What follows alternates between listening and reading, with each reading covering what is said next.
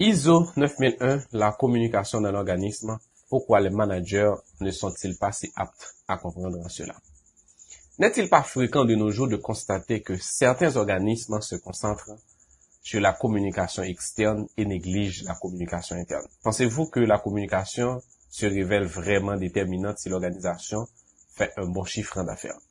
Comment imaginer la mise en œuvre d'un système de management de la qualité sans une communication efficace, tant à l'interne qu'à l'externe? Comment établir sa politique qualité, ses objectifs et autres sans la communication?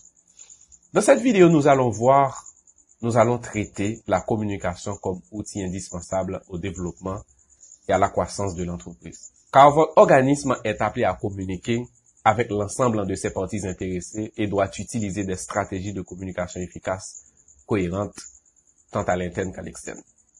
Avant d'aller plus loin, vous devez savoir pourquoi communiquer. Voyons d'abord sur quoi communiquer à travers les exigences de la norme ISO 9001. Au chapitre 7.4, communication, il est dit ceci. L'organisme doit déterminer les besoins de communication interne et externe pertinents pour le système de management de la qualité, y compris sur quel sujet communiquer, à quel moment communiquer, avec qui communiquer et comment communiquer. En effet, la norme ISO 9001 nous montre qu'il est nécessaire de communiquer au sein de l'entreprise car la communication est une exigence normative et demeure indispensable pour l'atteinte des objectifs de l'organisme. À ce niveau, vous devez comprendre que la communication reflète toute l'entreprise à plusieurs niveaux.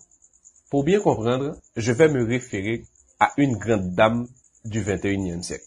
Elle s'appelle Judith E. Glaser. Elle est anthropologue organisationnelle. Elle est l'un des coachs pionniers et innovants dans l'industrie du conseil et du coaching et est la principale autorité mondiale en matière d'intelligence conventionnelle, de leadership, we-centric et de neuro-innovation. Elle est fondatrice et chef de la direction de Benchmark Communication Incorporated, une société de coaching de cadres et de conseils de gestion basée à Boston. Auteur à succès de 7 livres d'affaires, dont son dernier best-seller, Conversational Intelligence, titré How Great Leaders Build Trust and Get Extraordinary Results. Comment les grands leaders construisent la confiance et obtiennent des résultats extraordinaires selon Madame Glaser. Ces approches transformationnelles, utilisant les neurosciences et l'anthropologie, permettent aux leaders d'augmenter leur intelligence conversationnelle et de construire des individus et des équipes agiles et plus performants, prêts à améliorer les résultats nets et supérieurs dans leurs organisations. Judith Glaser croit profondément qu'il est impossible de gouverner un organisme sans un processus de communication efficace et sans de dirigeants ambitieux et talentueux. Les meilleurs dirigeants doivent encore faire face à de nouvelles montages à gravir, engageant un public plus large de partenaires potentiels à l'intérieur comme à l'extérieur de l'entreprise pour faire bouger les choses. Dans son dernier ouvrage, je retiens la citation suivante. Bien que certains des meilleurs dirigeants aient tendance à être de grands orateurs et soient des lanceurs naturels pour leur vision et leur stratégie, beaucoup se stabilisent lorsqu'il s'agit de se connecter profondément. Ils ont appris à parler aux gens, pas avec eux, et cela peut les retenir ainsi que leurs projets.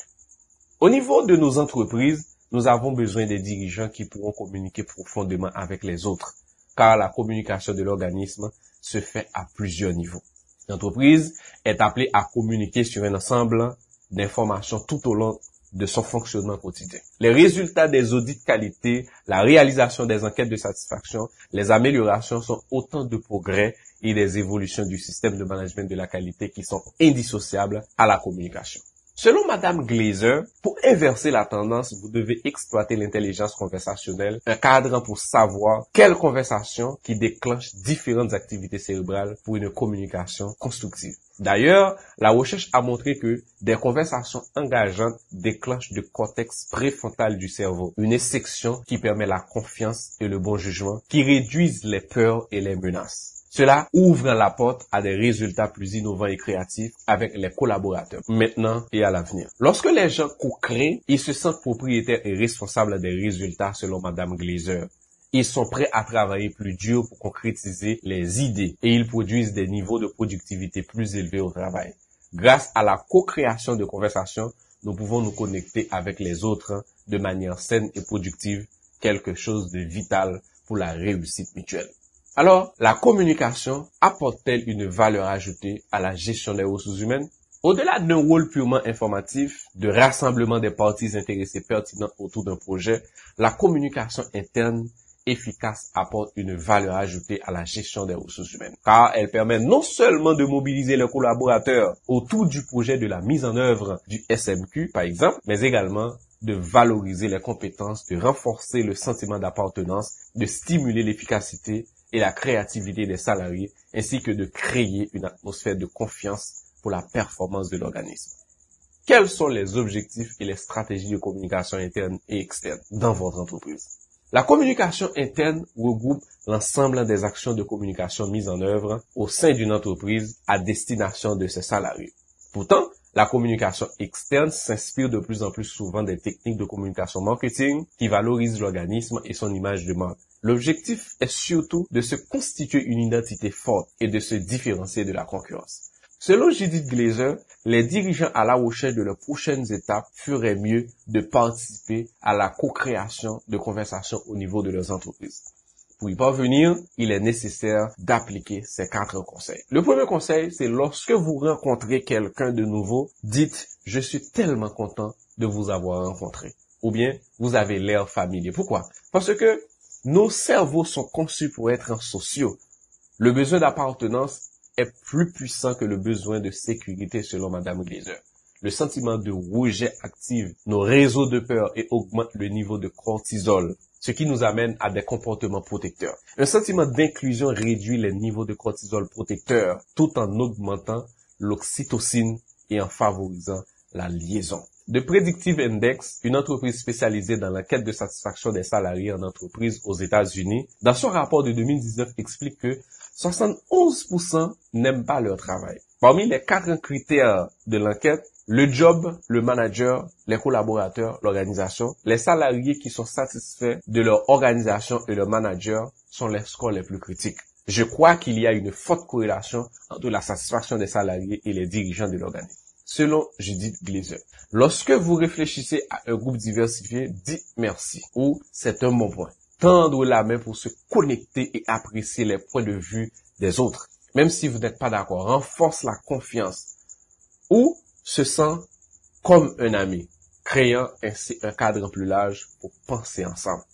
Assurez-vous d'apprécier les contributions des autres et commentez sur comment leurs idées vous a aidé et dites-leur à quel point vous appréciez leurs pensées.